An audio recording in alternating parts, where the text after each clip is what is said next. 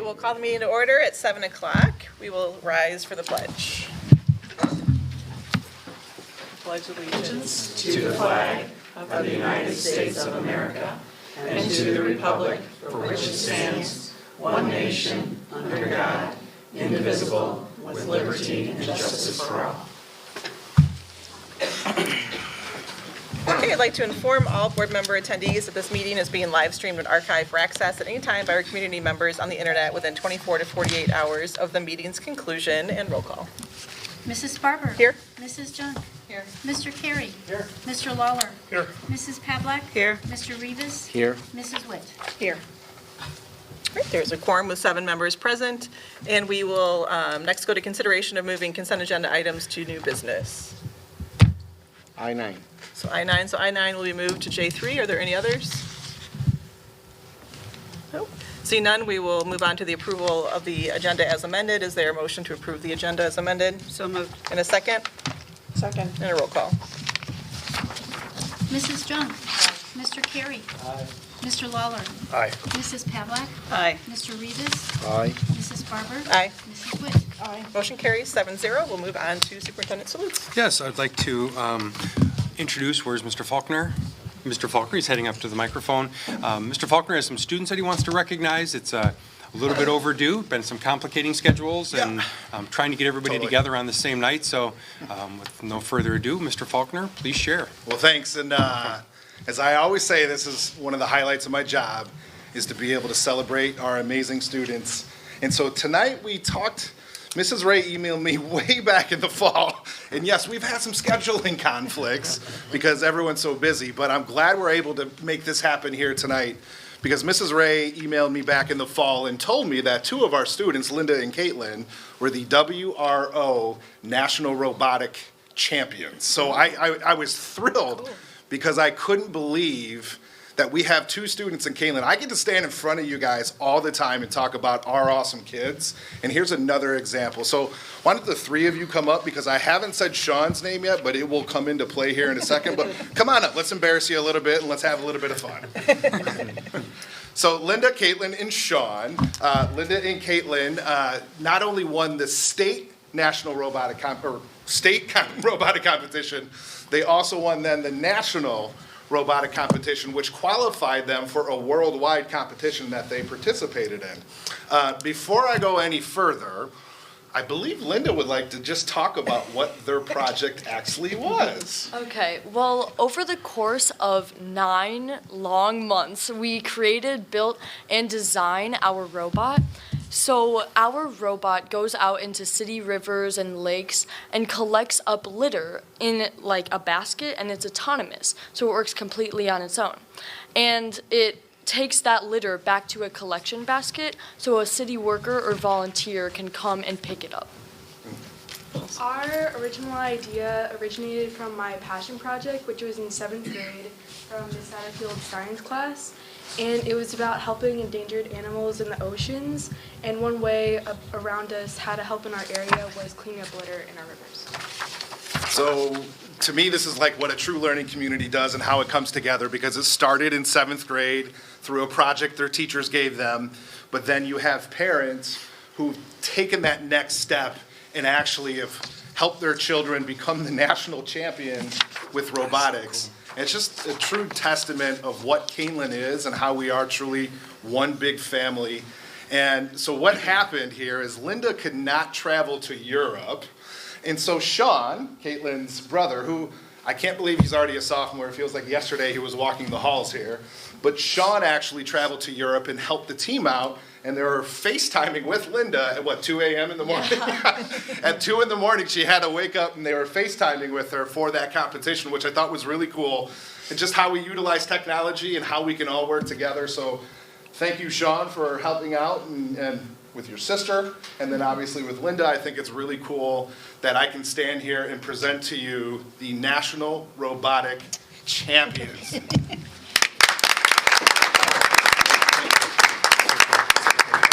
Congratulations. Linda, congratulations. Sean, sir, congratulations. Once again, thank you for having us. This is such a great honor that we have 3 amazing students. And I'll end with this. They are not just great thinkers, not just great learners, not just great students, but great citizens, great people who are doing not only well for their building and their learning community and their communities, but the world. They're thinking about everyone in this world, which I think is just amazing that we have these awesome students here in Kaneland. So thank you for having us. What an honor. Oh, picture. Get together, everybody. Perfect.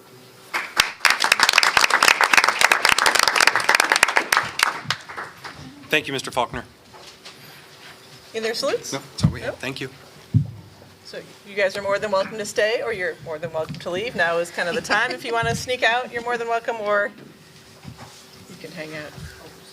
You stay? All right. Either way is good. So next we will move on to public comment. So first, I'm going to read the rules of public comment. The board values public input to inform our decision-making and to provide information and insight into what is happening throughout the district. Board meetings are held to conduct the business of the Board of Education and are required by law to take place in public. However, they are not public forums. We use this public comment section as an opportunity to listen to our stakeholders. For that reason, the board does not enter into debate or respond to questions spontaneously or without proper investigation and deliberation. In most cases, concerns or questions requiring follow-up will be referred to the superintendent. If you choose to speak publicly, we ask that you do so at the microphone. State your name and village of residence or your association with us for the record, and limit your comments to 3 minutes or less so that all who wish to speak may have that opportunity. Public comment is a maximum of 30 minutes with a 20-minute total length of time for any one subject. You are encouraged to seek a private appointment to discuss matters concerning individual students or staff members. While public education can be an emotional issue, and understandably so, the board strives to maintain a certain level of decorum at the meeting. Those who speak are expected to maintain a tone of courtesy and civility. The floor is now open to public comment. Yes, you can go to the, after all that, you can just go to the microphone. So, and then people will be able to hear you. Yes, Yeah, please. it's not just for us, it's for the recording, so then people, thank you. My name is Caitlin Luker. Yep. Close Closer to the microphone. Oh, okay. Thank you. I'm Caitlin Luker. I live in Sugar Grove, and I'm a sophomore at Kaneland High School, and I would like to speak about the Kaneland start time. So, according to the Nationwide Children's Hospital, teenagers should be getting 8 to 9 hours of sleep every night. However, at Kaneland, students are getting much closer to 6 hours. I conducted a survey, as you can see in your slides, and only about 10% of the students at Kaneland High School that were surveyed are getting this amount of sleep, which you can see is marked with the green stripes. A government-run, fact-based website called Better Health tells us that teenagers' body clocks are naturally set 1 or 2 hours later than any other age. Better Health says that as a child gets older and reaches puberty, sleep patterns may change. Your child may want to sleep longer in the mornings and stay awake later at night, even though the time needed to wake up for school doesn't change. Chronic sleep deprivation is defined as regularly getting less than the required amount of sleep. A survey conducted by the National Sleep Foundation shows us that 87% of students suffer from this condition. Getting less than the amount of sleep that you need can lead to symptoms such as worse mental health and overall mood, reduced academic scores, and increased anxiety. Another factor hindering students from focusing and excelling academically is the ongoing exhaustion. In the student survey mentioned above, more than half of the students reported feeling honestly tired every day of the week. Along with just needing more sleep to function, it isn't easy to get up when it's so dark out. Arthur A. Stone, who is a psychology professor at the University of Southern California, says that this is because there's an actual emotional shift in being forced to wake up early. The hormones melatonin and cortisol help humans to go through the process of waking up. These chemicals are connected to the way the sun rises, and waking up when it's still dark out doesn't allow students to feel refreshed in the way that they need to, which creates a rough environment to begin their day. 90% of Kaneland students surveyed said they tend to feel more refreshed on late start days and weekends when they wake up at a later time. There's also an issue with finding time to complete work and relax. So just how filled are Kaneland student schedules? You can see in the slides that it's pretty clear that a lot of students with jobs and extracurriculars after school get home very late. But why do these crowded schedules matter? With work, sports, concerts, practices, etc., students have a difficult time fitting in anything else. This can include, most of the time, schoolwork. Anytime between 1 and 5 days of the week, 83% of Kaneland students say they do not complete homework at all because they're simply too tired. So how can Kaneland change these harmful sleep patterns and allow students to get better rest? With sufficiently less longitudinal research and evidence, let alone any medical reasoning, Kaneland is willing to try standards-based grading. The district should be willing to change the bell schedule based on years of medical research relating to sleep and start times. This research includes evidence involving the safety, well-being, and success of students. The district's final decision should be based on what will benefit the students. If Kaneland is willing to make our change, there are examples and options out there. Thank you. Thank you. Thank you.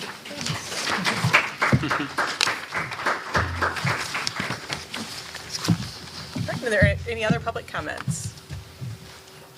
No. So we will move on to the consent agenda. Tonight, the consent agenda contains the following action items: the approval of the treasurer's report, December 2019, approval of accounts payable and payroll, December 2019, approval of minutes of the December 9th, 2019 regular meeting, approval of resignations of employment of staff, approval of destruction of audio recordings from executive sessions from June 2018, approval of school fees for 2020-21, approval of motion not to release closed session minutes from the July through December 2019, approval of submission of ISB maintenance grant application, and the following informational items: the student suspension data report, the Freedom of Information Act report, and the second quarter budget report. Is there a motion to approve the consent agenda? And a second? Second. And a roll call. Mr. Carey. Aye. Mr. Lawler. Aye. Mrs. Pavlik. Aye. Mr. Rivas. Aye. Mrs. Barber. Aye. Mrs. Witt. Aye. Mrs. Junk. Motion carries 7-0, and we'll move on to J1, financial projections presentation.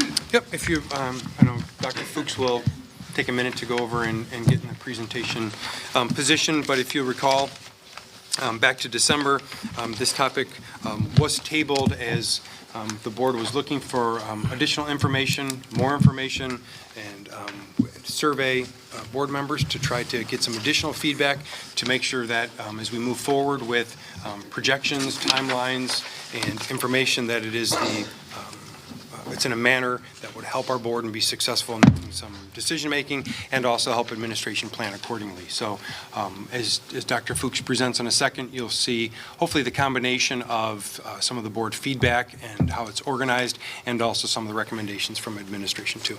And of course, there'll always be time for questions. Good evening. On the second page of the board memo, I've redesigned the budget calendar. The board approved the budget calendar back in October, but in an effort to ensure that all board members have a better understanding of the budget calendar, I worked with Dr. Layden to put some months, topics, and descriptions in the budget calendar, and I wanted to review that with the board and see if there are any questions about it before we get into the financial presentation. October is the month that pretty much kicks off the following year's budget. For example, in October of 2019, we began the process of planning for the 2021 school year. So in September, the board will typically approve the budget for the current year, and then October, we kick off and start planning forward for the following school year. In October, again, you adopt the budget calendar, the tentative levy is adopted, and also that's when you receive the annual financial report, and that's actually for the prior school year. November then, we have been bringing you the update of the capital projects. The one that's going to shift is we are going to shoot for and try to hit the financial projections at the end of November. Typically, we would have done those in December, but we're going to try and get those done in November. It really is dependent upon that AFR, or the annual financial report, being completed on time and giving us enough time to get the information in the system so that we can roll it forward.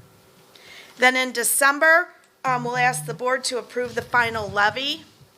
Depending on the calendar and how things are working, those two might need to be flip-flopped in any one given year. We want to ensure that those two things don't happen on the same night, so that board members have an opportunity to discuss each of those topics separately as needed. In December then, once we do the financial projections and you've heard the capital update, We'd like to get those capital projects approved. The sooner in the fiscal year that we can get them approved, the better plans and pricing we can get for that upcoming summer's work. So that'll be in December still. January, then, we can approve the replacement of the school buses, assuming there is money in the budget to do so, which we hope to plan to have at least five school buses replaced on an annual basis. Some years may require one or more fewer or more, but on an average, we're going to target 5. And we will continue to purchase the one-year-old replacement buses. They tend to work really well for us. In January, additionally, we'll ask the board to approve the preparation of the budget for the following year. Because we're doing our financial projections tonight, we'll do that at the second board meeting. However, I can see in the future that would happen at the first board meeting in January. Additionally, in January, as you just did in your consent agenda, we'll ask the board to set the school fees. Again, that's for the following year. February, we will ask the board to approve authorization to seek bids for anything, goods and services that we need to, along with bringing in the HR director to review the certified staffing plan. March, then, after February discussing the certified staffing plan, March, you would approve that. There's a notification requirement that the board has if we're not renewing contracts for a variety of reasons, whether that be performance or non-renewals. In March or April, the board will receive the final tax extension. That comes to the board in a consent agenda item because there's no action needed at that point. It's just information. If you'll recall, in October and December, when we discuss and approve the levy, the tax levy is built on estimates. And then in March or April, when all of the tax appeals are done, we will find out what our final extension is going to be. That extension then is for the following school year. Typically in April, you would approve bids that we went out for approval for. Typically in May, we'll have our health insurance renewal. In June, we'll ask you to approve the tentative budget. The fiscal year starts July 1 and runs through June 30th. So that tentative budget is for the July 1 fiscal year that's just starting. Throughout the summer, we'll make, updates to the budget. And then in September, you would adopt the budget. If the board wants to talk about the assumptions that are used in the financial projections, we can do that in September in preparation for the budget financial projections that we would then do in November. Are there any questions, comments, concerns, anything at all on this expanded budget calendar? I appreciate the additional information. Thank you. Okay, then I'm going to move into the financial projection presentation for tonight. You are welcome to stop me at any time that you have a question, and we can discuss it at that time. I have continued to use the 5CAST software by Forecast 5 Analytics. The Forecast 5 software is very powerful in the sense that it helps us to develop a multi-year financial plan. We can develop scenarios and say, well, what if? And I'll talk about a few of those scenarios that will be playing out. There's detailed budget and performance analysis in there. It helps us with budget preparation, which is what we use it for as a tool, one of the various tools that we use. And then lastly, for stakeholder reporting, which is pretty much what we're doing tonight. Inside the Forecast 5, There are 5 years of audited annual financial reports. So those are actual numbers from the previous 5 years. It includes all of our revenues, expenses, and fund balances. I have the current budget in there. The FY stands for fiscal year. The fiscal year again runs from July 1 to June 30th.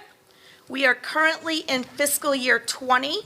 So when you use the FY, you use the second number of the school year. So this is the 2019-20 school year. It's the FY20 school year is how we define that.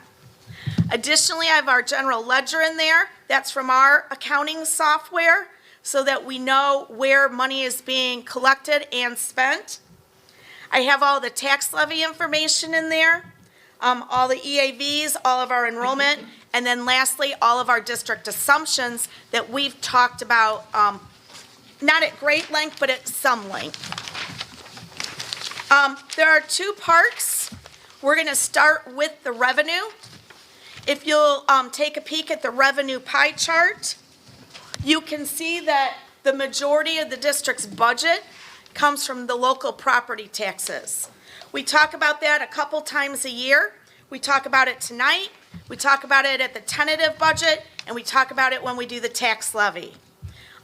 While none of us, including myself as a resident, enjoy paying our property taxes, as your school business official, I'm very happy to report that it is a very dependable source of revenue for the district.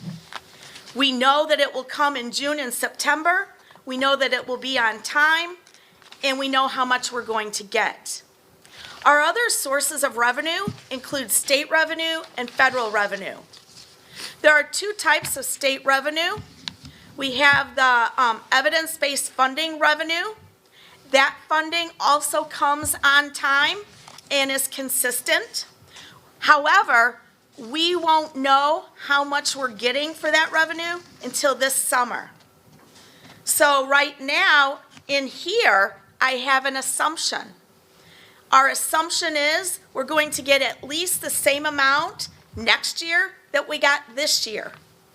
At some point, we'll find out how much, but not until the summer. By that time, all of our staffing is pretty well underway. All of our buildings are closed, our people are gone, and so we have to figure out now how we're going to spend the budget, because they're gone in the summer, and when we get back in August, it's time for school to start. We may not know this number until July. Our state money for evidence-based funding is about 12% of our budget. Ryan? So we don't know what we're going to get for the 21 school year until a month or so before it starts? That is correct. And our fiscal year starts July 1. Right, so That's from the state. And that's why when I talk about property taxes, for this district, it's so important. now is there a guarantee won't go down, or is it could fluctuate up or down? At this point, there still is a hold harmless to the law. And so at this point, we do not believe it's going to go down. But as we know, the legislature can change those things. There's a fall session and a spring session. And so right now, I don't know what they're going to do in the spring session. This is the 3rd year of evidence-based funding. There is supposed to be a task force to review that, to figure out how they're going to manage it. I don't believe that they've come to that conclusion yet. At least we haven't been told. So it's the still concern that we're in after 3 years, the hold harmless wasn't necessarily going to be true anymore and our enrollment's gone down, right? that is correct. So that's why we have to be conservative. Yep. Yeah. But that wasn't definitely written into the law. It was not. So we're kind of floating. We are right now. I have to believe with the lobbyists that they'll probably find a way to hold harmless, but it's not a guarantee. Right, and then you just plugged in the same numbers, 21, and that was in 20? That's what I did. Thank you. That's correct. Thank you. Yep. The other state revenue is about 7%. That state revenue is called, those are reimbursements For special education and transportation, those are the two largest. Those revenues come to us in 4 quarterly payments. This year, we just got in December our September payment. So right now, the state is 1 payment behind. In the past, they have eventually paid all of it, but the timing of it is unknown until they send it to us. So we got in December a little over $1 million for our first quarter categorical payment. Hopefully they'll send us at least 2 more before June 30th. That would help keep us whole. And a couple, 3 years ago, they missed the payment technically, and we just got caught up over the summer, so that they're at least only late. That's right. Right. That's right. They did catch up, but it was a little late. Okay. Yeah, you got it. And then lastly, we have federal revenue. For Kaneland, that's about 2%. Those come in the form of our title grants. Title I, low income. Title II, professional development. Titles 3 and 4. There's also a federal IDEA grant for special education. So our federal money is about 2%, with our total operating budget 61.4 million. So our total operating budget is 61.4. So as a part of the property taxes, there is a formula. That formula includes the Consumer Price Index. The CPI, Consumer Price Index, is an indicator of inflation. How fast or how slow is our economy growing? So in my financial projections, I have to estimate what CPI I will use because it's unknown until, for example, the middle of January, next week probably, we will learn the CPI for 2019, but that will not impact the 2021 budget. That will impact the 21-22 budget. 2 years behind. That's right, 2 years behind. Yep. So on your chart, or on the chart, the CPI numbers in dark colored bars, those are actuals. The CPI in light color bars are my assumptions. This is one of those cases where you can say, well, what if? For example, the 2020 CPI, well, I've got it on the levy year there. The 2020 CPI that'll be announced in 2020, I've got in there at 1.5%. As of December, it was running a little bit closer to 2%. But a couple years ago, it dropped over 0.5% between November and December.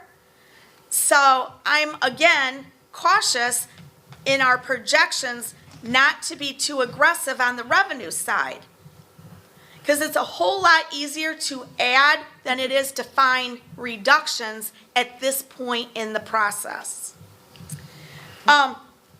But the good news is we know that the CPI for the 2021 school year is 1.9%. That's what we used in our levy calculations. And so we can plan for 1 year out with some level of confidence. Then next week, when we get the announcement for that CPI, I can plug in that number and see what the difference is for that. Do you have a rough idea how sensitive that number is? I do. I have the sensitivity. It is listed not on this next slide, but on the very next slide. So let me just do this next slide. Yep. Thank you. You bet. And then I'll share the sensitivity number with you. So similarly, the new property growth in the district is also a part of the calculation. I followed the same format. The dark colored bars are the actuals. The light colored bars are the projections. You'll notice that the 2019 in that example is at 9 million. That's because that's the number that I was given by the county tax assessors when I did this year's levy to estimate by. it will be a little higher or a little bit lower. We don't know exactly until March or April, but we can be pretty sure. And then the out 4 years then, I've used 7 million. I won't have a clue about those numbers, and I'll only know the first one around October. So for now, I've used what I consider to be somewhat of an average with, in addition to the trend that it's going up. Then Ryan, your question is next. What is the sensitivity? So as you heard, I have some assumptions that I'm using in the projections. If the assumption is too high or too low, for every 1% of CPI that it's different, that's a plus or a minus approximately $460,000. So say for example, I'm off, right now I've got 1.5% in there. I'm gonna do your math for you, Ryan. I have 1.5% in there. Maybe it'll land at 2, that's a 0.5% higher. So that would mean our revenue would be about $230,000 more. And again, that's not for 2021, that's for 21-22. It's the next year out. Similarly, new property, we're pretty confident on the 9 million, but the 7 million, up or down by $1 million, and it's plus or minus about 48,000.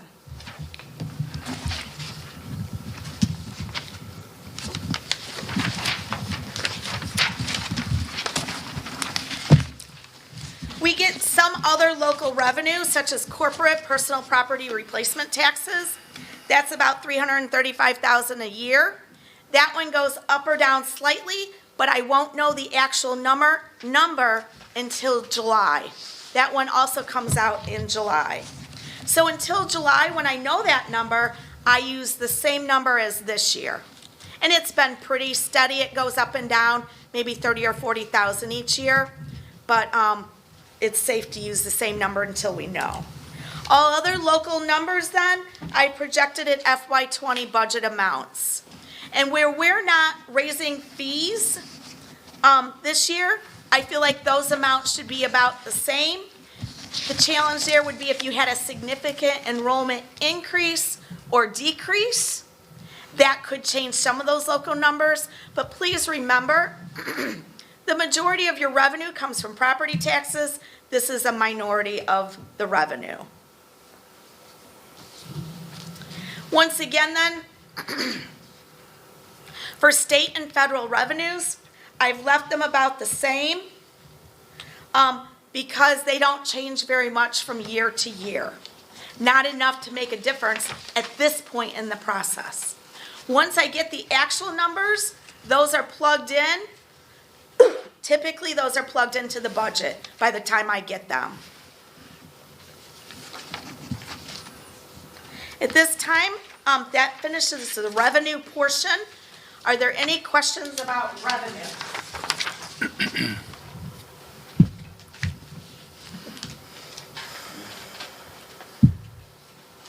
All right, let's move to the other side of the pie. The other side of the pie is the expenditure side. With regard to expenditures, our operating funds budget is about $60.9 million. Salaries and benefits continue to make up a significant portion of that. Then there are purchase services. The purchase services, the largest portion of that is our custodial contract and snow removal. Supplies and materials could be anything that is used across the district. It could be anything from paper, teaching tools, to paper towels. Okay, it could be any kind of supply or material. Capital outlay you recognize. Tuition, the tuition comes in 3 forms typically. We pay tuition to Mid-Valley Vocational Center, not vocational, Special Ed Cooperative, Fox Valley Career Center, and then any outplace services pay tuition. The rest of them are minor portions of the budget. So these are the expenditure assumptions that I've used in our financial projections. It's because of these numbers, what we put in there, that helps us to get to, well, where are we going to be, or the results, which I'll show you in just a few minutes. So I feel really lucky that this is one of the first times that I can put in actual percentage increases for KEA and SPEAK for a few years. That's going to help our financial projections be tighter and closer. In any year or employee group where I did not have an actual salary agreement or percentage, what I've plugged in is CPI. So for that first year, I've plugged in 1.9, and any remaining or out years, 1.5%. As a data point, 1% of all salaries is approximately $345,000. I build into the budget every year in the projections $100,000 for teacher lane movement.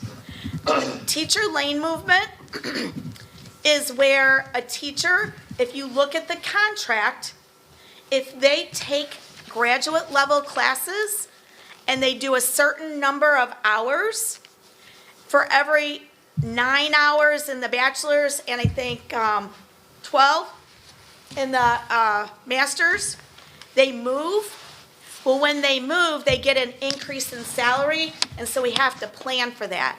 We don't know exactly how many people will move and how quickly, so sometimes that number is higher, sometimes that number is lower, but generally speaking, the 100,000 has worked in our projections. Ryan? Minimum wage is going up over the next few years. Is that factored in here, or is that really not a big enough number to move the needle? So, right now, this summer, July 1, the minimum wage will go up to 10, and then it goes up on an annual basis by $1. Okay. At this point, this summer when it's $10, there's no impact except for our student workers, which are minimal, considering, Right. you know, the budget. And then in the next couple of years, we're going to be doing, well, within the next year or so, we'll be figuring out how many employees we have that it will impact. The thing is those employees that it's going to impact, they change pretty quickly. And so we can get an estimate, but it's not in the projections at this time, and it's not significant. Okay. The majority of our salary and benefits comes from the certified staff.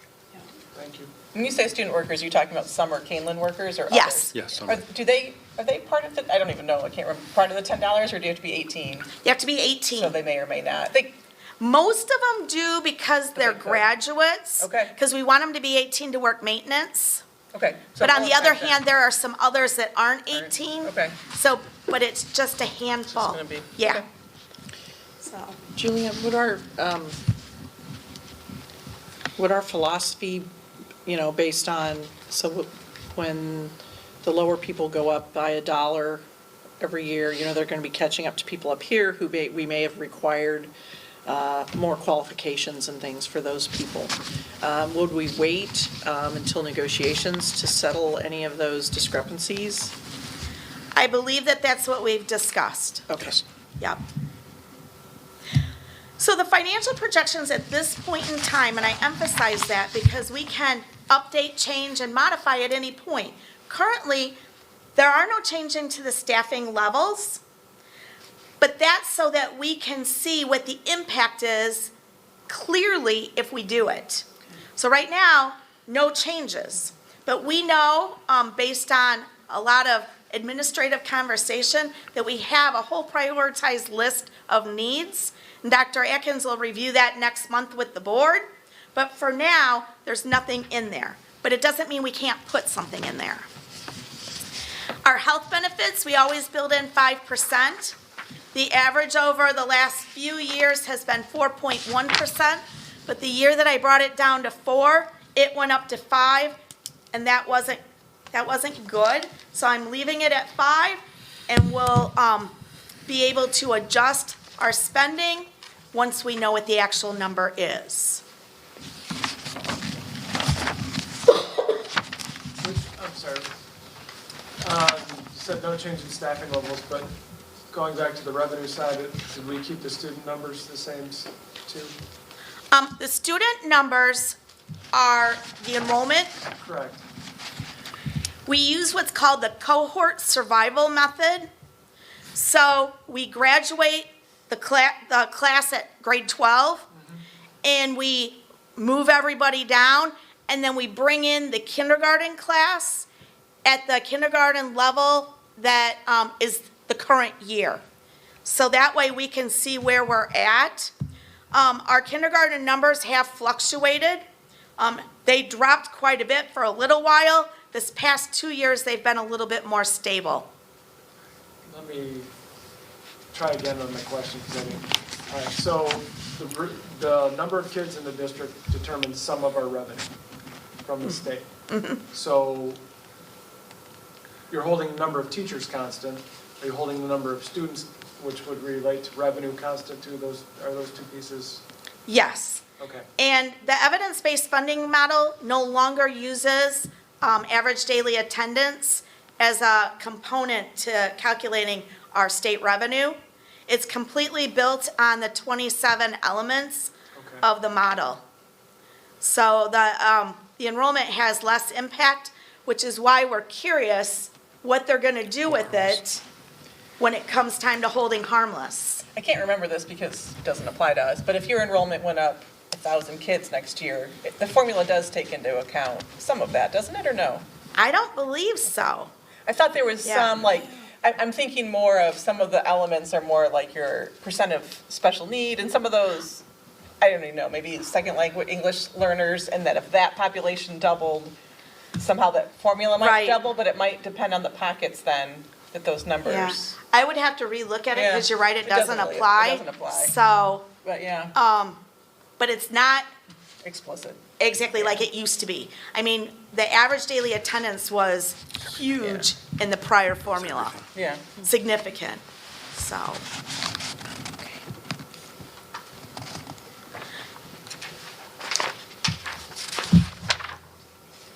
Oops. Okay, so here are some other assumptions that I've used in the model. We put in there 3% for the custodial contract. That is a large contract that is up to be rebid this spring.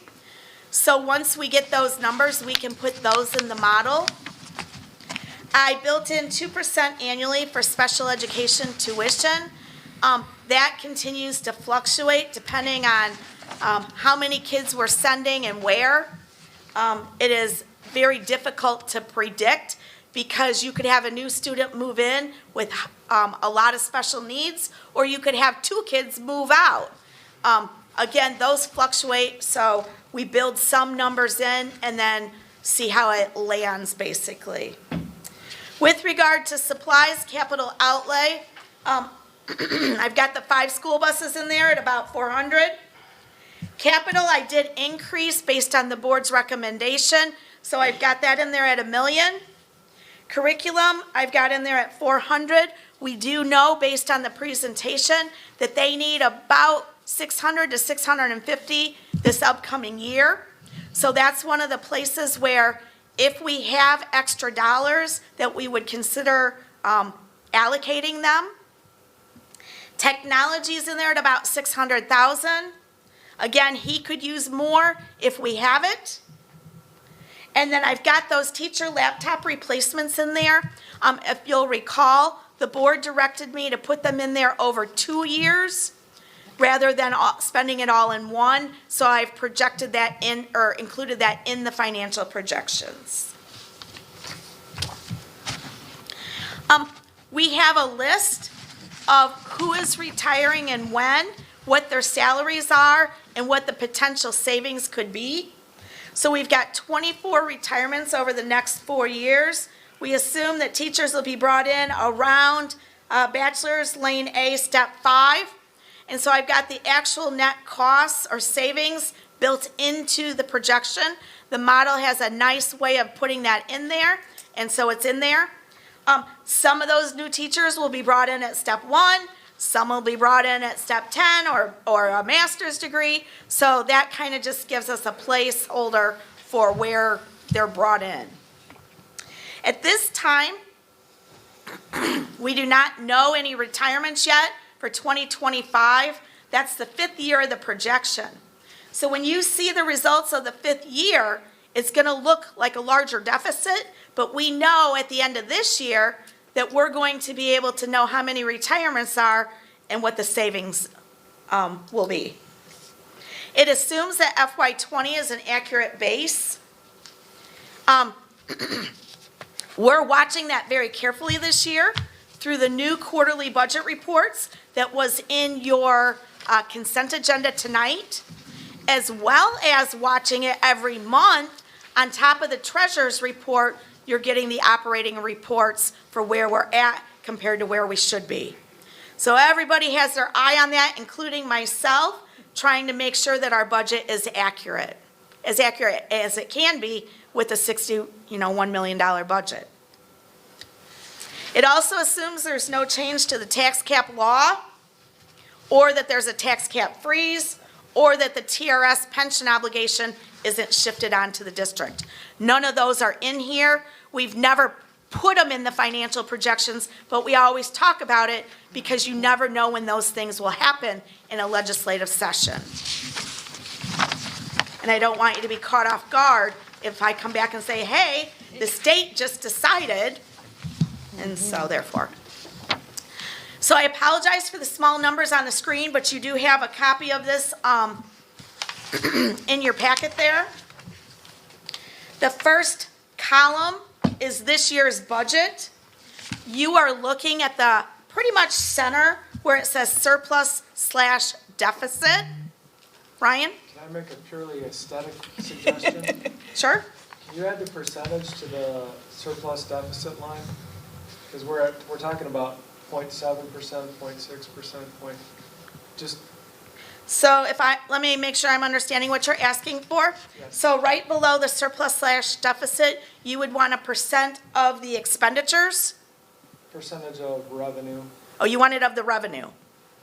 Okay. Well, yeah, because that tells me that you're pretty close. I mean, yeah. we're talking about 100 or thousands of a percent here, so or hundreds of a percent. Sure. We like to keep adding more fields onto this one piece of paper. Yeah, But you so have when given someone it, looks at it and says, "Oh, we're off by." but you have given us that $5 million, information it's- before separately, and it is nice to see. Yep, I'd be happy to. Absolutely Squeeze it happy in. to add that line. Thank you. Yep.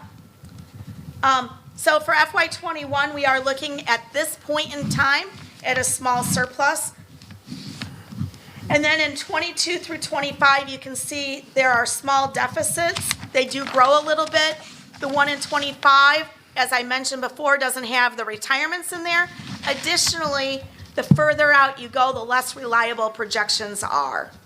Because, for example, I ran the what-if scenario of what if CPI is 2%. And so for 2022, it brings that deficit down by $230,000. So now you're within, under $500,000 of a projected deficit, which by that time next year could change. Actually, it will change. So. This might be a silly question, but why do we do 5-year projections versus 3 or? Yep. 5 years is best practice. It's what's standard in the field, because what it can do is it gives you a trend. Are you heading in the right direction? Is that the direction you want to be headed? If not, what will you do now to curtail or to increase the way that you're headed? So it truly gives you a long-term look. Okay. Yeah. 3 years isn't enough. 5 years, it gets kind of gray and fuzzy, but nonetheless, you can see the line. In fact, the line is on that next slide. You can see that it kind of goes down, but it's not a large kind of sharp decline. And we know that last year won't be that much. We know that we stretched our budget when we made some decisions. And so at this point, I'm feeling that the projections are reasonable. If you'll turn to the next slide, the board has asked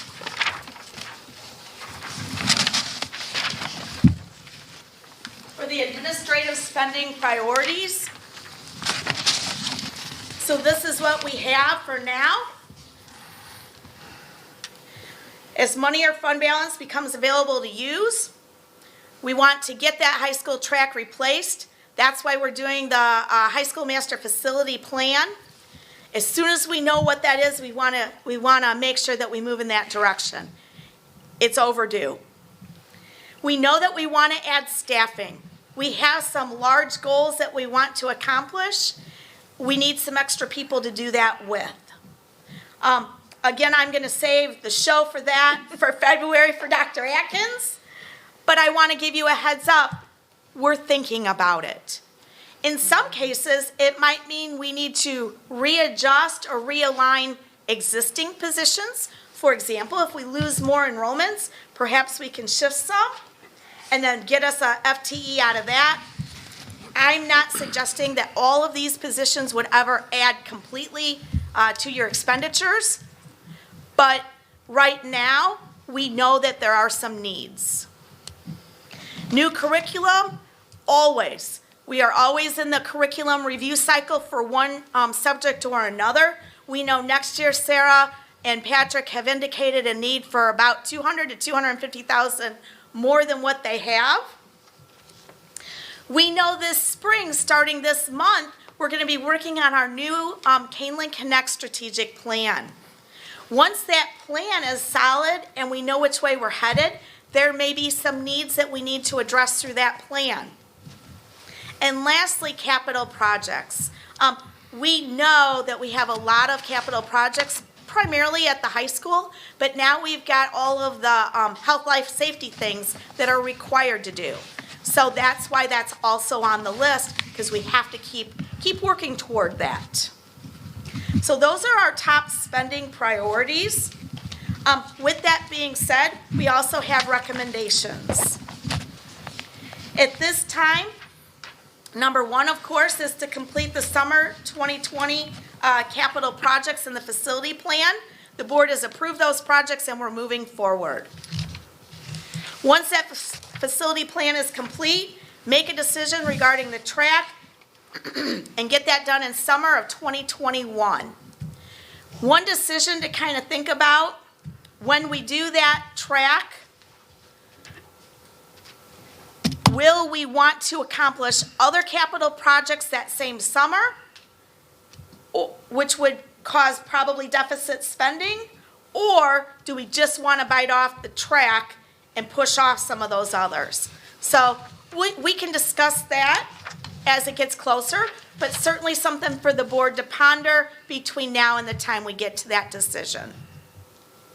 Number three, remember I mentioned that we learn about our revenue in the summer. Sometimes we have extra revenue that we need to budget for. In this example, if that happens, we will place it with curriculum so that they can continue to stay caught up or get caught up. Ryan?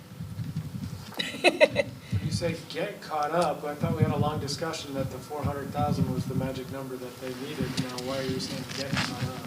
Because this year in particular, they've got a couple big ones with the language arts, and they need some extra. If you go back and look at Dr. Mum and Mr. Raleigh's presentation, they're really looking for 600, 650 for the 2021 school year in order to keep on that cycle. Again, they can do it with 400, but it just delays and pushes other subjects to a further out year. Yep. And then again, number 4, following the completion of our plan, determine what kind of capital and what kind of staffing needs are related to the plan and get it mapped out. How does it fit with our financial projections and where does it go? At that point, we can share, of course, with the board what we're thinking. I've got add one or more FTE/other positions. The reason I've added the words other positions is because I don't want you to forget, each year we have a conversation, and Dr. Atkins has been working on it, differentials and stipends. Do we want to add any sports? Do we want to reduce any clubs? How do we want to use that money?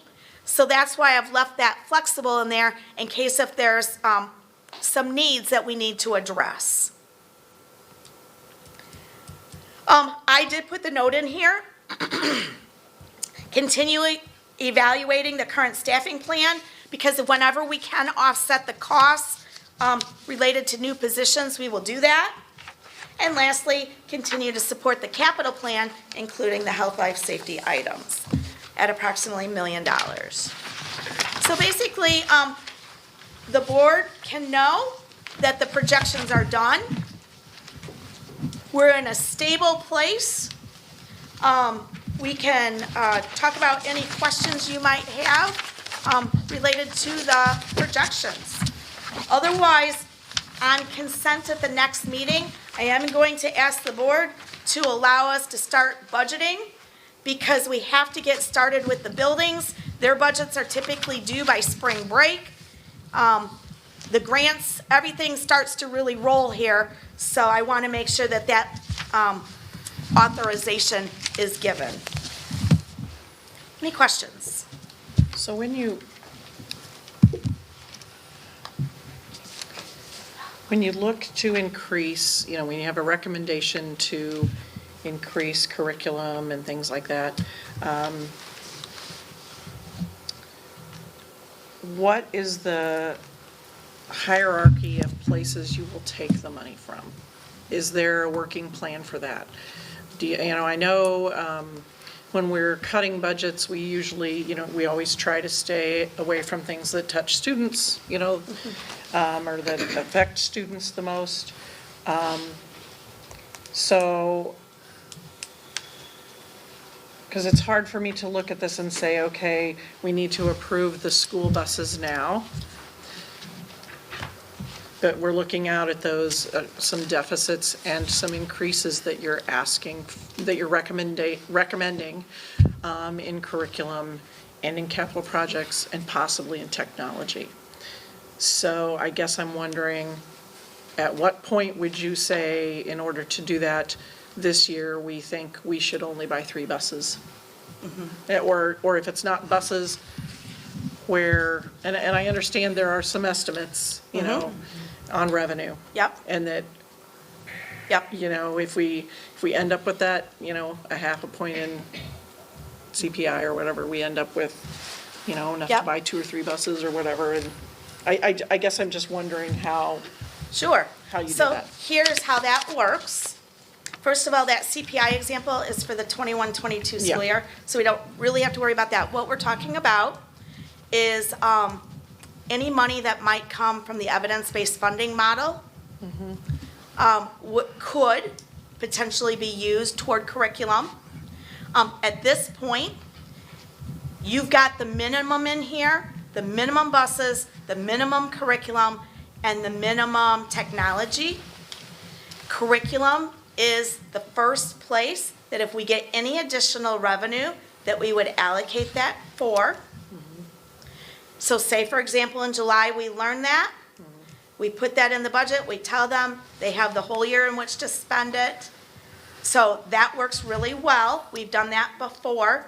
And then when I come to you in late August and give you a budget update, or September at the final budget, I can report at that time where things have been added. If it's, and honestly, it's never significant amounts of money. It's just little bits to try to help. Your question of when would we cut back on the buses to do that curriculum? At this point, not now, except for the fact that you are showing a little under 400,000 of surplus. I anticipate that some of that may be used for recurring expenditures in February. That's where the administrative team needs to meet and figure out, of that, what's safe, what's appropriate, what are our needs, and balance that. At this point, I'm not suggesting we touch any more of that than what we need for staffing. Because just as easy as something coming in more, say for example, that health insurance renewal comes in at 7 or 8%, I'm gonna need it for that. So right now, this is what I'm suggesting we move forward with.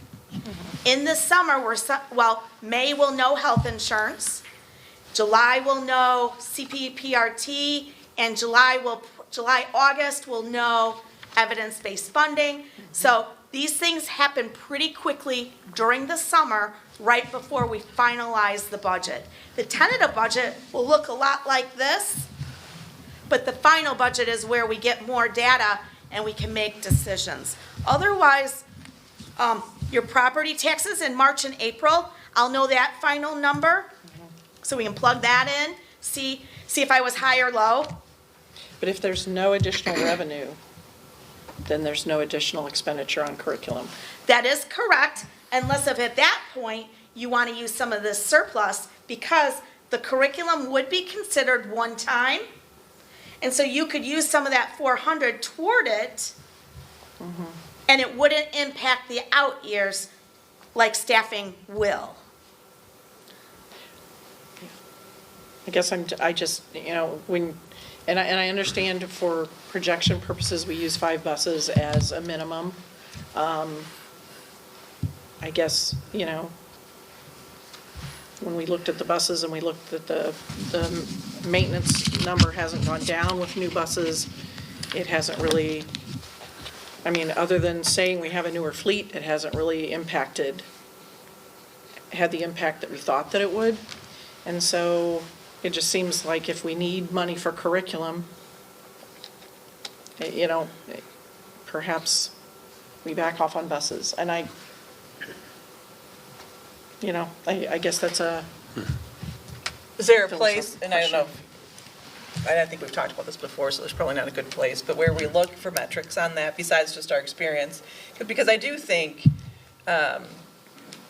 having a constant number, if we could, is helpful. If you're going to go down to 2 this year, to go down to, to go to 8 another year, it kind of feels you're kicking the can. But if you only need 2 for every year, well, then that's something, even more interesting to talk about. And I think it's hard to say for us how many years, and I know it's not just years because there's a whole lot of other things, but is, 200,000 mile bus, okay, is it 150,000, is it 10 years, is it 15 years? And it's just been a tough thing for us to really feel like we've got the right. We thought that the newer buses would affect the maintenance costs, but it hasn't. It has kept it pretty stable though. Yeah, but it seems it should be going down with newer buses. Yeah, if we were buying 8 or 9 buses a year, you would probably see a difference, but we're not buying them at a fast enough rate to make the difference. Because I did some follow-up after we did that with that question, and that really is what the Midwest Transit told us. If you were buying more, you would see a difference, but we're not buying them at a fast enough rate. Well, of course, the bus company I know, says that. but If you were just buying more buses. the other thing is don't forget the one chart that I showed you in terms of comparative data for schools, and it's actually, I believe I showed it to you because you know what, I sent it to you. I didn't include it in the one report, but we're very efficient with our buses. In terms of our transportation costs, we were the most efficient for regular ed and second most efficient for special ed or vice versa. So in terms of our comparative data, we're very efficient. Do you get any information? Oh, I'm sorry. I was just going to say, I always want to put it out there. It doesn't mean that our buses are less safe because our buses have to pass safety standards. That is in true. order to be on the road at all. So it's not a question of, well, we just throw out these old buses out there and they're unsafe. We know that the buses we put on the road are as safe as, they pass all the safety standards that are required. So I just always want to. That's fair. Thank you. A little disclaimer. Seems like it's hard data to get. I know a lot because we put a lot of miles on our on the buses in this district, but a lot of districts have a lot of different philosophies. I want a lease and I want to turn them over 2 years. I want, we have, so I don't know if with, other colleagues that you have, if there's any good information out there either that isn't a bus company, but I just don't even know if I could, They actually look to us because of our efficiency level. okay. They call and say, what are you doing? Well, I'm just wondering, even if they had a bad experience, I'm wondering what Right. that is. Like, what's a bad idea? You know what I mean? If It's not necessarily Yeah. bad, it's just more costly. right, but if you have other Because districts. leases cost money, for Sure, the- they're the financing piece, but other Exactly. people might, do other people have experiences with maintenance costs? With a different age of buses if they own them and have a lot of miles, I don't know. Right. Someone like us. Yeah. Seems like we come back to that a lot, and I just don't know the best place to find the data. Anything else? Yes. All right, so there was a survey that was given to us. That's how we wanted to spend the extra funds. Where did that end up? And how does that reflect it here? So one of the reflections was that the tax levy and the financial projections presentation not occur on the same night. So in the revised or updated calendar, you can see that that has been separated. Another example of how the survey results have been integrated into the presentation is that the board has asked for 5 years and also 5-year projections, the majority that answered the survey. So that's another, besides being best practice, why you have 5 years. Another part of the survey was, what did you want to see and hear tonight? The current budget, the projections, the administrative recommendations, those all came up high. And so you've seen the last 2 slides here are new slides that we've not typically shared at the time of the projections. So those are new based on the survey. So we spent a lot of time with the results of the survey and tried to incorporate the will of the board. Okay. I know you guys sent out an email saying that only 3 of us had done it at some time. I assume not everybody answered all those questions from what I heard. Can you say that again so I make sure I hear I assume you? all the board did not do the survey. Correct, we did not hear back from every board member. Too bad. Okay. As far as I'd like to request the facility studies, the previous one we had, shared with the board. I'm gonna compare it with the one we get later on. Whoops, can I please hear that? The Kaneland High School facility study Uh-huh, that was done back in 2008? Was it? 2008. Was it The 2008? previous study. Oh, the previous study. Yes. I like that shared with the board, if you will, please. Sure. I have just a couple drawings. I don't have a complete study. But there's a write-up? No, There was no write-up. there was no write-up. It was just a couple drawings. I'm okay with that. Yeah, sorry. Would that come in an update? It can, because it's a PDF. That's the only way I can give it to you. I have 1 color copy left. I don't know where anything else is for it. I mean, unless nobody else but Pedro wants to look at it, and then you can just send it to Pedro, right? Whatever the board would like, I'd be happy to. I asked for That's all I everyone, you can guys do. decided whether you wanted it or not. Yeah. I have very little left of that, Okay, yeah, okay. and I have looked.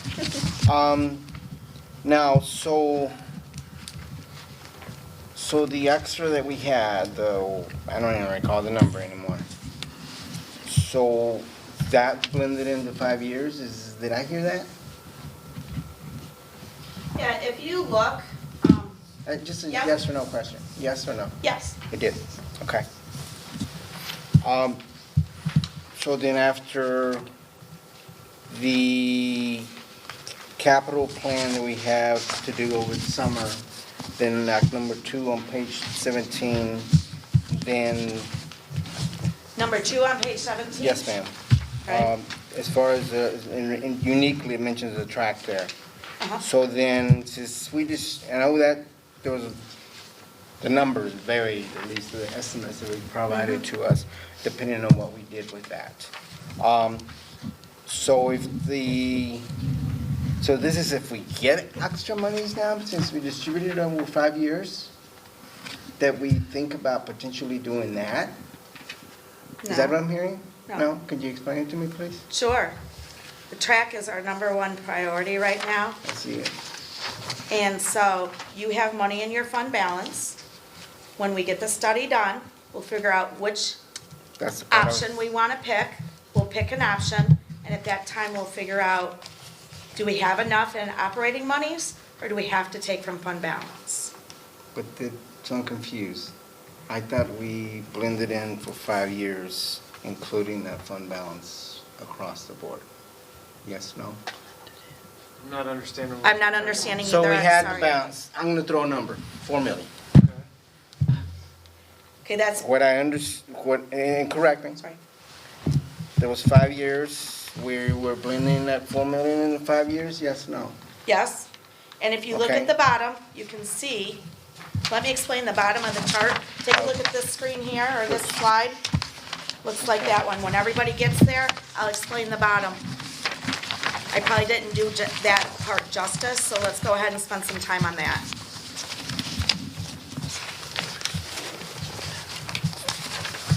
Okay, Okay, so first of all, look at the, I would call it double-lined row called projected year-end balance. correct. Okay, that is your projected year-end balance.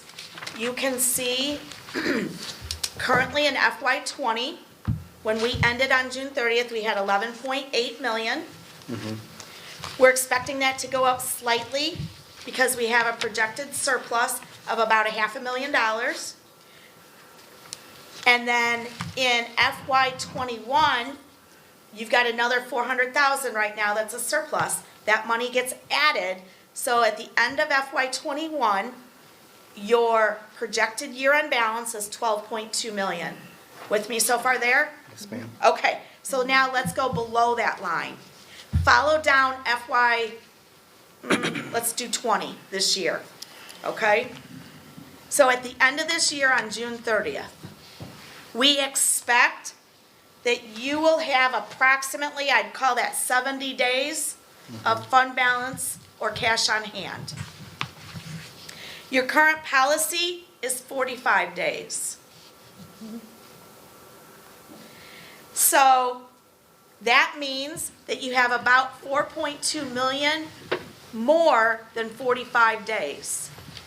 You have 11.8 million, but it's about 4.2 million more than your current policy, is what that 4.2 is. How much is your fund balance as a percentage of expenditures? About 19.43, and then it converts it into months, that's about 2.3 months. We don't typically talk about it in months. I could probably take that row off in the future. We typically talk about it in days. All right, so then we will have that balance, if you will, the differences. if you will. 11.8 million. The difference of the 45. That's what potentially we're gonna be able to call out, to potentially move on to the track, my first priority. You could, that's correct. Could. But just be careful, because look at your 5 years out. You still have more than 45 days, but each year you deplete it when you have a deficit, a projected deficit. But again, hopefully we will be able to, on an annual basis, curtail those deficits and hold that fund balance, if not steady. Steady would be our goal. There's no need to grow it at this point. Correct. But even our flaky one is my words, but I know Sure. the fifth word. The fifth year is unknown, if you will, but it's kind of projected. Right. That's still almost 50%. 50%. 49 days. Days, right? number Those are days. Oh, those are days. I'm Those are sorry. number So of you're very days. close to Which- 45 49 days. All right, minus 49, 49. 49, So okay. you're within 5 days of your Yeah, policy. I'm calling out the number, Yeah. okay, but we're still good then. Yeah, we're And still that's the- good. that's the flaky. That's the positive news tonight. We are still good. Okay. We are good. All right, We are solid. Part of our conversations over the last few months is that we wanted a plan to spend that fund balance down to 45 days. Is that something that's coming at a later date, or are you just recommending that we not do that, or where does that? Sure.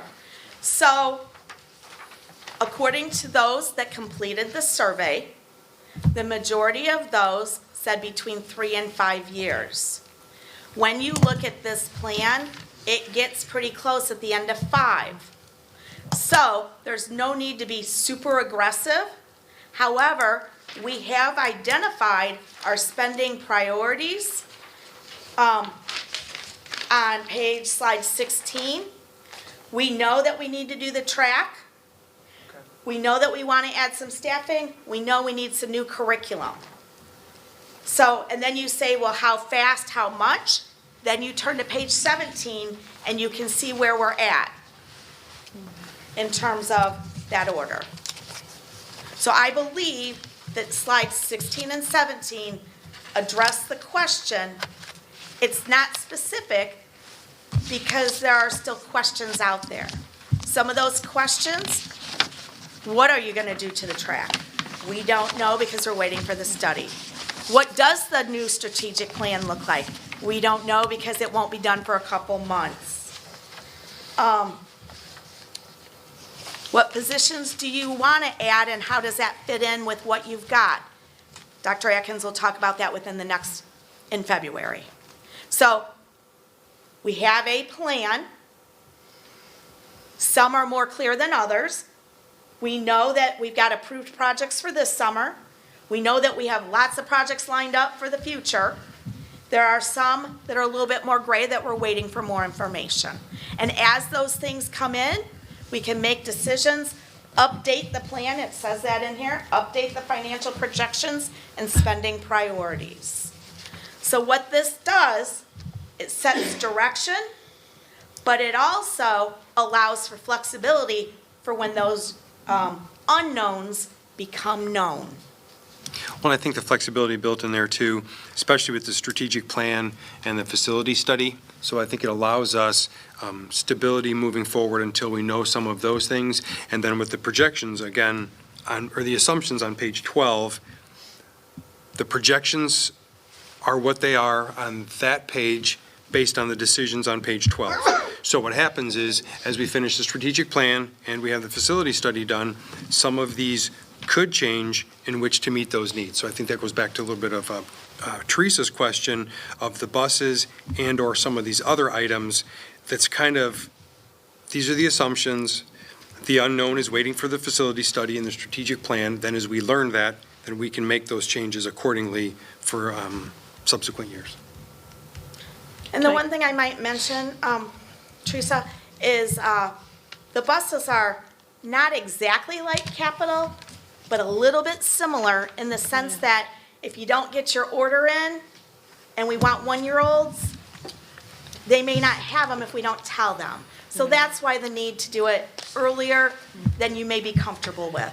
Well, and, I mean, when we have 69 days in fund balance, you know, it's not that as big of a deal. It's when we get further out, and I know we can tweak and change things there. I guess I have one other question. I don't know.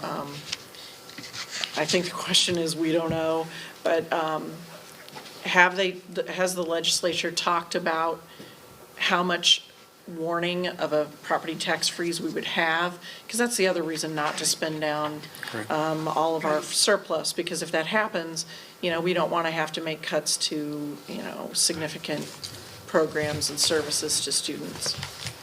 So that's interesting. Dr. Layden, I forgot to mention to you. That's always great. No, this is good. The legislature appointed a property tax study committee, and in December, after everybody went home for the holidays, they put out their report. I actually read that whole report this weekend. It's 26 pages. And it pretty much, the recommendations were school consolidation, not happening here, we're already, you know, large enough. Yeah, the recommendations, and Luda actually used other words, but they were very vague, very unimpactful, and sad. I know we had that, we were given that in our update.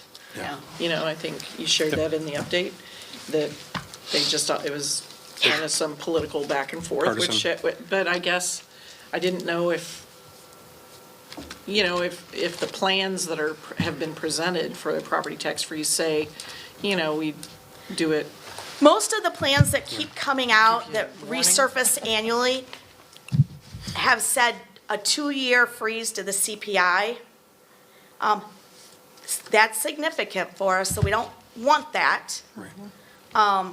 But it also is a part of the bigger plan with Governor Pritzker's income tax, the graduated income tax.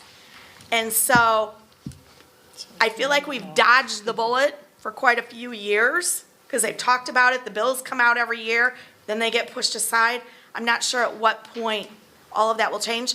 We thought the Property Tax Study Committee, Was would gonna have something. Yeah, we were hoping, Yeah. not hoping for recommendations, but that's what the plan was, But to have those by direction. the end of the year.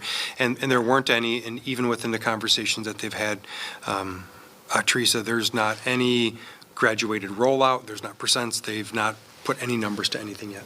Yeah. Okay. I just wanted to tweak one thing that you said, Teresa. That 45-day policy only actually comes into effect about a month a year. Yes. Because we get all of our funding, so it's just the middle of summer that we're worried about. Because today, we probably got 120 days funding. It's on the top of the treasurer's report. I think it's It does- 212 or something. I don't remember. Yeah, I saw but it's it. over 200 right Yes. now because we're still spending down our taxes for the We year. did it early. Yeah. Anything else? No, thank you for all your All work. right, thank you. J2, approval of, there was no action, right? Is that? No. J2, approval of 2020-21 school calendar. Yep, as you saw in the board packet, in either December or January, generally, we have the conversation for the school calendar for the following year. By code, we have to have it approved in April or May, but most districts do it in advance for school planning, family planning, staffing, those types of needs. And again, just a couple things to highlight. In the memo, you see the calendar is attached to it. It is a corresponding calendar with a slightly earlier start. If you recall, this past year, the current year, we rolled it back 5 days to balance semesters and finish the semester at the high school prior to break. That's the first year that we have done that, and it matches all of the surrounding districts, Batavia, Burlington Central, St. Charles, and Kaneland. The 4 of us now finish the semester before break, and that also matches the Mid-Valley bylaws. The Mid-Valley and Fox Valley Career Center try to get a consistent schedule from all of the sending districts. And so this schedule does do that. All of the surrounding districts other than Geneva is for the second year starting a week later. The other 4 districts are utilizing this same schedule. And even further than that, St. Charles District 303, they've adopted a 2-year calendar that rolls it to this same corresponding date for 2 years. So they've committed to 2 years out. We're not doing that at this time. We're just recommending this. Then a couple other notes in here. In addition to consistency with Mid-Valley and Fox Valley districts, you'll notice on the calendar that we don't do half-days. We're one of the few districts in the area, due to travel and due to the cost of students being in school for a shorter amount of time. Half-days, we don't do half-days. And then in addition, number 5, the e-learning days. That is a law that has been in place. It's been tweaked for just emergency days starting this year and moving forward. We are having some of those discussions internally, not eternally, internally, and we don't have the recommendation this year. Obviously, it's not in place, and for next year, we're still having those conversations. So this is the calendar that's recommended. It's recommended for 1 year only and to have additional conversation. We did get feedback from Mrs. Maris. Some students, as Katie Lukert was our student who presented, while I was meeting with her about boards and how to present to boards, asked her what her feedback was on the final exam piece, having it before break, and she and her peers appreciated it. Staff appreciated it, being able to have a hard close to the semester prior to break, and it is something we're going to continue with or make that recommendation for at least next year, and then continue to monitor it to see if we need to shift anything moving forward. But I think we need at least 2 or 3 years of a stable schedule to determine if that's what's best for our district. So I know that you had a chance to look at it, but I'm happy to entertain any questions regarding the schedule. All of the other surrounding districts have already approved theirs. We are the last one, but we wanted to wait till after the semester concluded to get some feedback from high school staff, students, and some parents. I don't know what day it is, but it's one of the holidays we usually have to move one of our meetings to Wednesday because we always miss it. Columbus Day. Columbus Day? Yep. We got it right this time? Yes. Memorial and Columbus. It's both of those. So there's 2 Wednesdays that we do. We don't approve, or we generally will bring back in April or May the board meeting dates. So this is done first, and then we can make sure that those are on those Wednesdays when we approve the board meeting dates. Sweet. Any questions? Oh, and we do have a recommendation. No, I have no reasonable objection other than I just don't like the fact that school starts on the 12th. Hey, that's my birthday. No, it was like, when I was a kid, you always started after Labor Day. Yeah. There's no, I don't have a good logic. But we also went into, well into June, too. No, well, I was done by Labor Day. Labor Day to Memorial Day. Oh. What is this done regional. due to the graduation?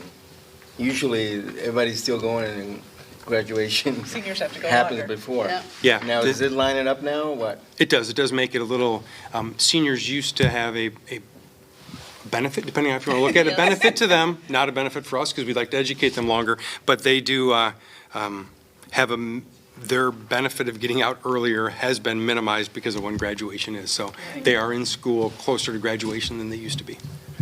Sounds good to me. Yeah, but I think the graduation, we will look at that again because I think our contract with Northern is about to expire. It's usually a 3 or 4 years that we do with set dates. So I'm sure we'll be able to talk with them again to see what it looks like. Great. I did think of an actual question. Okay. All right, so I know people plan on trying to take vacations in August, and then that falls backwards into the sports schedule, and is there a week of? Dead week. Generally, Yeah. yep. Does that all work with the schedule?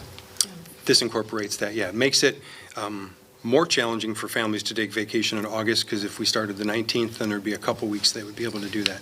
But this does, it hopefully pushes back family vacation planning to earlier in June now. But there's still the dead week before school starts. For all sports and activities? I would have to look at the dates. I don't want to go on record stating that because it's being videotaped, but I will.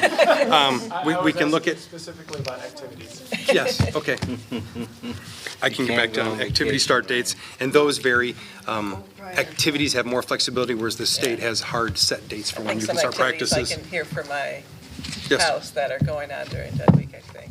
Yeah, shouldn't that be dead too? If that's what the parent is asking for. Go look at camps. Thank you for the feedback and questions. All right, so I'll entertain a Thank you. motion that the Board of Education approve the 2020-21 school calendar as presented. So moved. Is there a second? Second. And roll call. Mr. Lawler. Aye. Mrs. Pavlik. Aye. Mr. Rivas. Aye. Mrs. Barber. Aye. Mrs. Witt. Aye. Mrs. Jung. Aye. Mr. Carey. Aye. Motion carries 7-0, so we will move to J3, which is approval of assignment for power purchase agreement.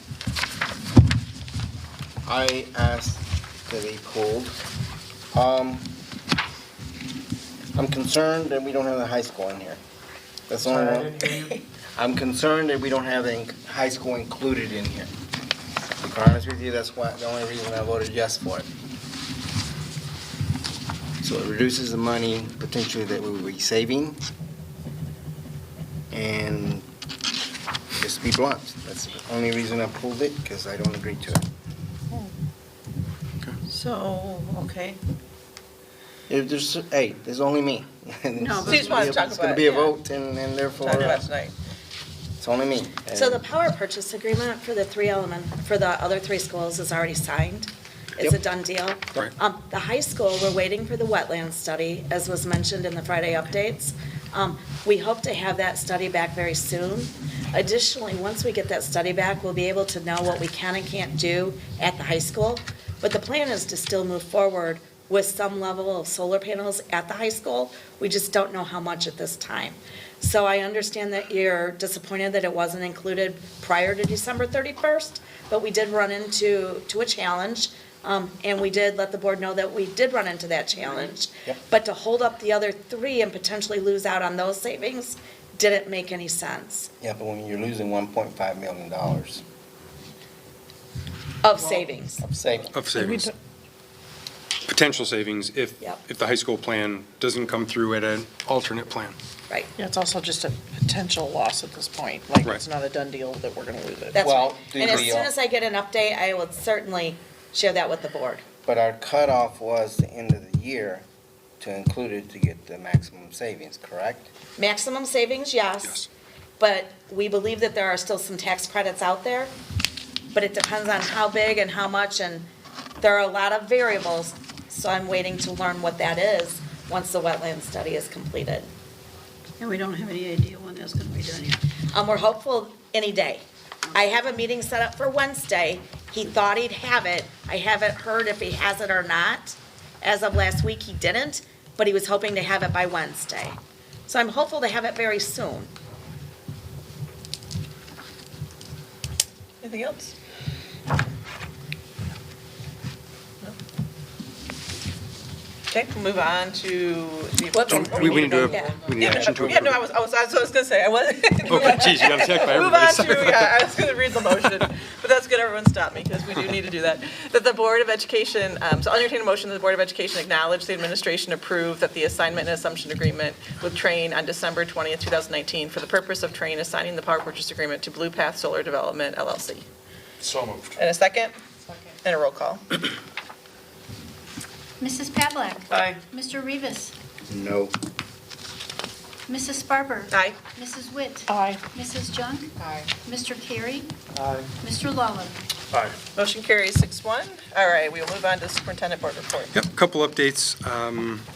Right before break on December 11th, the Kaneland Foundation met again, and what was unique about this meeting, the Marquette Hamlin Group is a company that's located in Sugar Grove, and we brought in 2 representatives from that company, Joseph Maddy and Steve Bracer.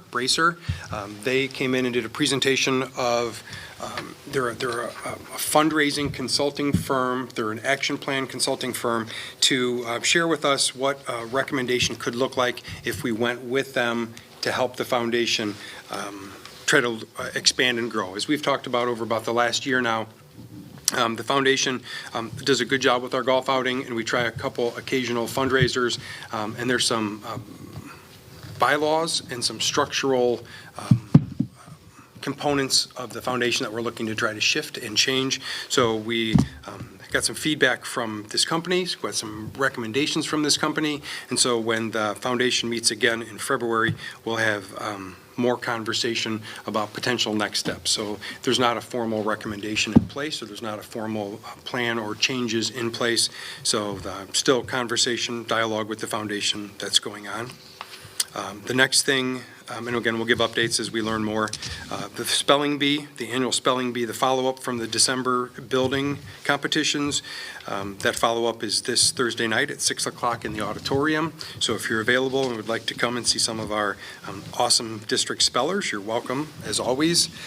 No school on Monday, Martin Luther King Jr. Observance.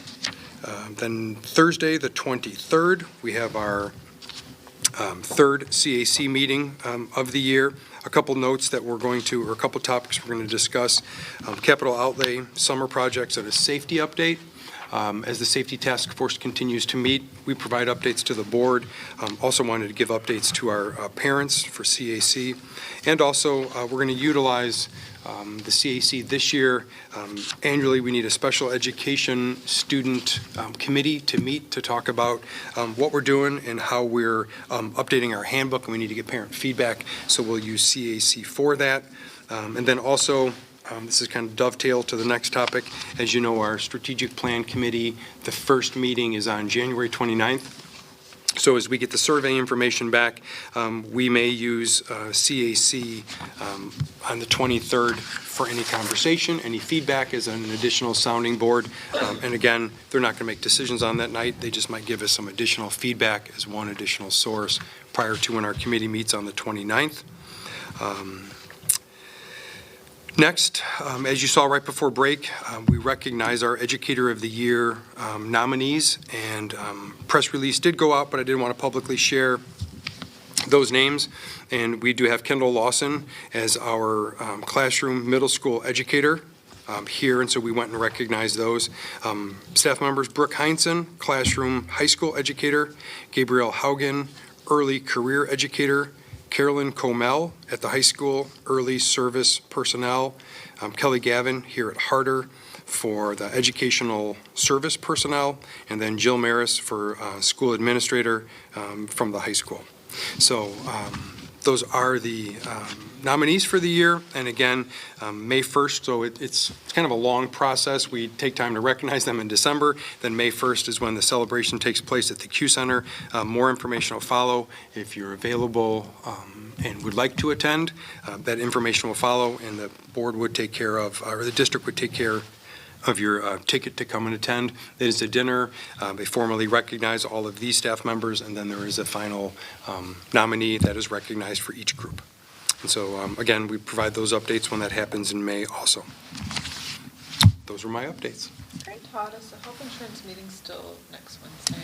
Julianne will take that one, because I think she was going to talk about that. Health Thank you. insurance, you know what, Health you're insurance. talking about the screening of the RFPs. I don't know, whatever I got. Yeah, because we have On my calendar. we have a health insurance committee meeting this Thursday that Gail will attend. Okay. But yes, we will need to still screen the RFPs next Wednesday night at 6 o'clock. Okay, where's that at? District office.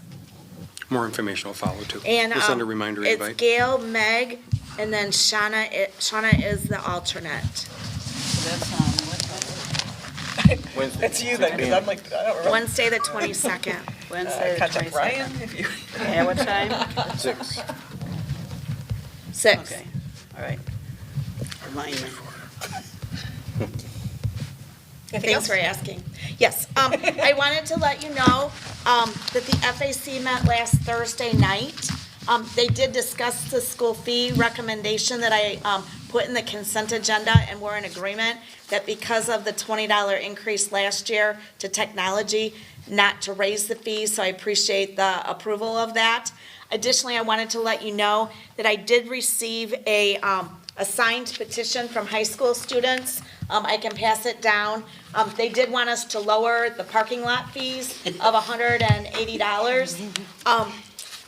I did talk with the FAC about that.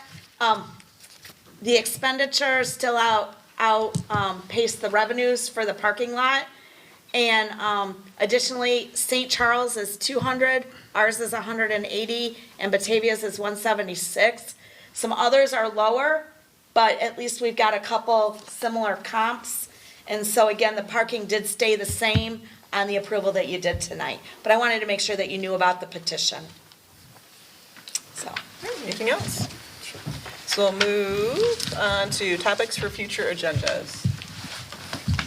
I believe I had asked at some point in the past for an update on how the rollout for standards-based grading was going, and I just wanted to make sure that's still on the radar somewhere, and maybe get an idea of when that will be. Yep, I can look into that and provide that. Thank you. You're welcome. Anything else? I additionally have brought up the bullying review. Bullying? Yes. Still haven't heard anything? Bullying. But a bullying update. It's a hard word to say. It is a hard one. It's a tongue twister. Easy to do, unfortunately. Yep, I have it. Thank you. Anything else? No? So we'll move on to public comment. Any public comments? Nope, we will move to, I guess that is it. So we are not scheduled for a closed session this evening, so therefore the video of tonight's meeting will conclude when we vote to adjourn. So is there a motion to adjourn? So moved. And a second? Second. All those in favor? Aye. Opposed? Motion carries. I'm not used to not having closed sessions I for a while. know.